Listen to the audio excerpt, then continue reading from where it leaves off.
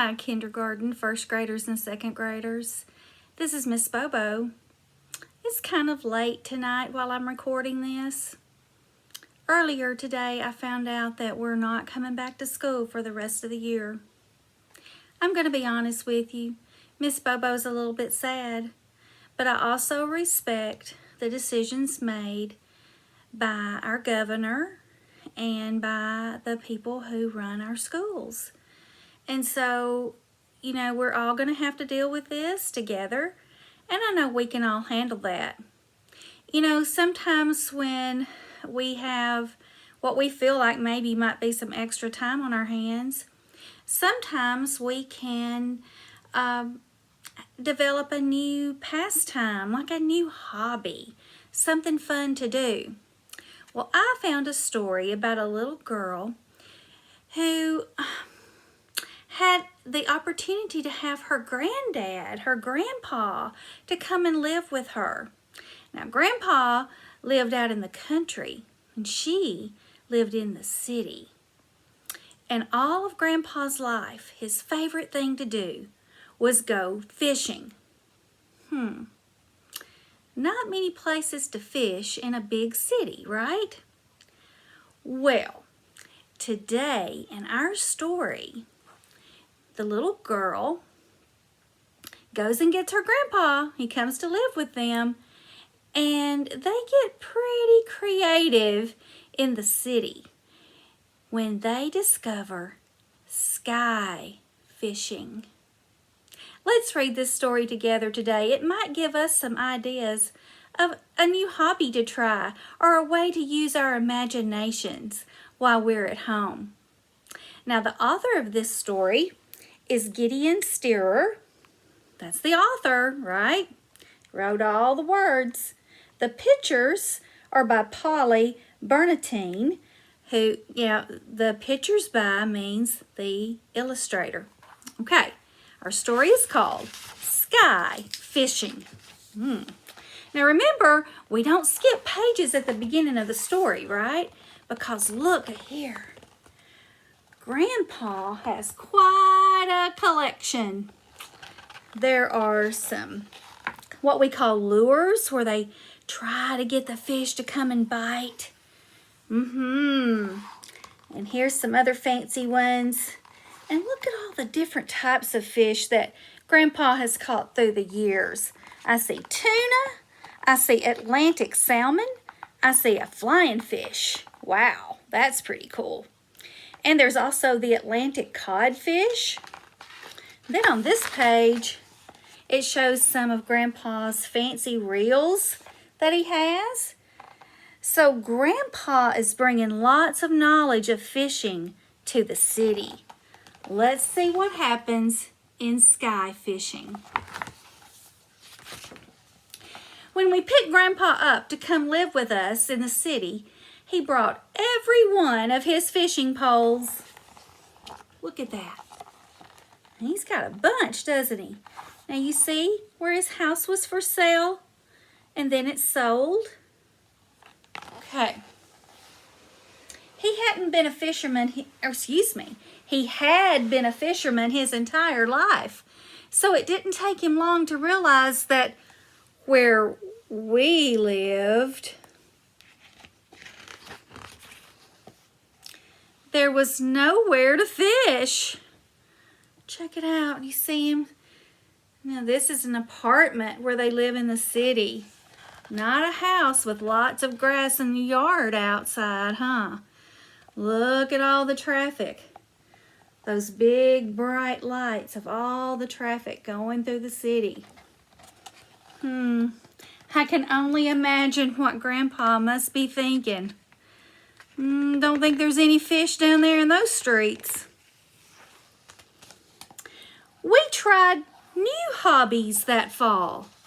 Oh, maybe something else will strike an interest.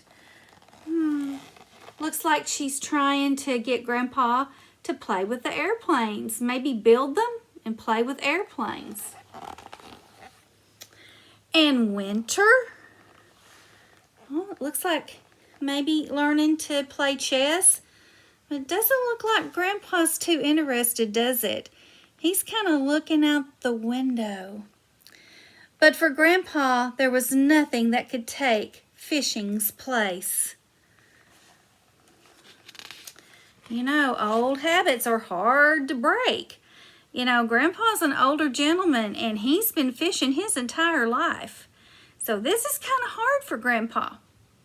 Just like right now, it might be a little tough on us because we're used to getting up and going to school every day. We've got to come up with different things to do. So let's see what Grandpa does. Maybe they can give us some ideas. So in spring, we tried something else. Let's pretend, I said. Oh, do you see what she has? An aquarium, a place, a tank where we can keep fish. Oh, and look at Grandpa's expression on his face. He's like, okay, now we're talking. I see some fish. So we did. They did what? They started to pretend, using their imaginations. And for a while, our lines dangled empty. Oh, they weren't catching anything. But when the first fish bit, it didn't feel so pretend anymore. And we weren't sure what to do. Reel it in, Grandpa's telling her. All right, see his fancy reel? Here he goes. Let's see what's on the other end of that line. Grandpa said he had never seen one before, but there it was, a flying litter fish. Huh? Get it? It's trapped inside this old bag of litter. There are 2 rules to fishing, he told me. If you can catch something, put it back. And where there's 1 fish, you can bet there will be more. I'd never fished before, but already I was hooked. Get it? The first day's haul was impressive. There were green danglers, chime fish, and sign fish,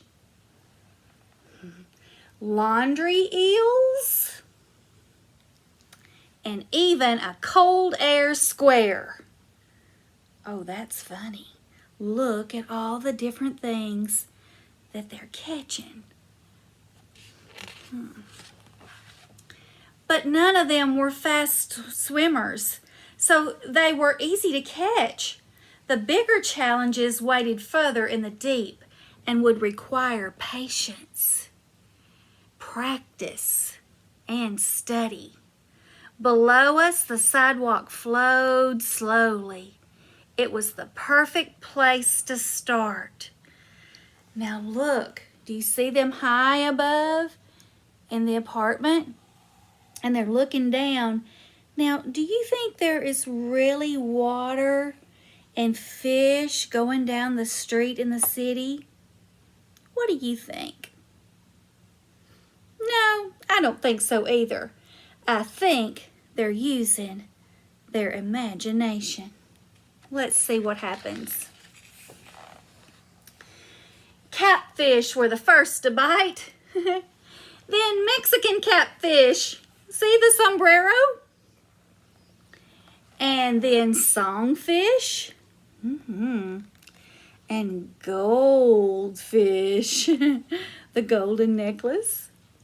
And as the days got warmer, new and exotic fishes visited from foreign shores. Oh wow, look at this guy. All kinds of cool fish showing up all of a sudden. We fished every day, reeling in furry snappers. Looks kind of like a puppy. Love fins, and hammerheads. Until at last, we caught the sidewalk's biggest prize, the grill fish. Kind of looks like those food trucks maybe that we're seeing around these days. And we knew we were ready for the road itself. Oh, wow. They're really coming along here with this fishing thing. This was our ocean. Yeah, the streets of the city had become their ocean. And when the first fish roared and honked and spun its fins, it was clear we had reached the deepest part. There were zoomfish, malefish, glowfish, and more yellow stripers than we could count. But as big as they were, we knew they weren't the biggest. Oh, wow. There's even bigger fish to catch. Oh, I can't wait to see what they are. Oh, wow, look at this page. We have to turn the book this way. That's so cool. The biggest wasn't a stretch fish or a waist muncher. It wasn't a construction fish, a steel tail, or even a grouper. For months we'd studied the sidewalk and searched the streets. We knew we'd seen it before, but where? We remembered from its rumble.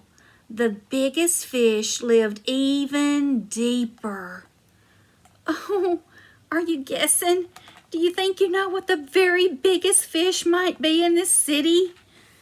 Okay, we're going to find out. I can't wait. The biggest fish lived underground. Oh, do you know what it is? But you can only hide for so long. So it was no surprise when at last we caught... Oh, we're about to find out. The trouble fish. Oh my. Almost, I said to Grandpa. Almost, he said to me. Then, in quiet, we packed our poles. The biggest fish we could have to wait. Oh, excuse me. The biggest fish would have to wait. But things could have been worse. Summer meant summer vacation. And it was time to swim. Oh, look. There they go. Right out into the middle of all of those fish that they had been catching. Right into their own personal ocean. Now, look what they did. They came up with their own kind of fish using their imagination. Oh, let's look at a few of these. And then I'm going to put you to work to discover your own fish around your house. Oh, look, it's a purse fish. Can you tell? Yeah. And, of course, there is a catfish. And we know about catfish, but that really is a catfish. The yellow striper. There's a schooler. Kind of looks like a school bus. A turtle crab. Get it? You see the turtle here? I love it. And the track trout. That's the big train that rides on the track, right? So it's the track trout. I think those are pretty amazing. And here's a grouper. Here's a firefish. with a fire hydrant. A string fish. It looks like the strings on a guitar. The zoom fish. A bounce fish that looks like a basketball. There's a slice fish that looks like a slice of pizza. So I think you get it, guys. I want you to look around your house or to look outside. I want you to try to come up with a type of fish and make a beautiful illustration that might have made it into this book. I can't wait to see what you come up with. Tell your mom to send it to me on Class Dojo or on my Twitter or even in my email. Man, I would love to see all the different fish that you come up with. Have fun. You know what?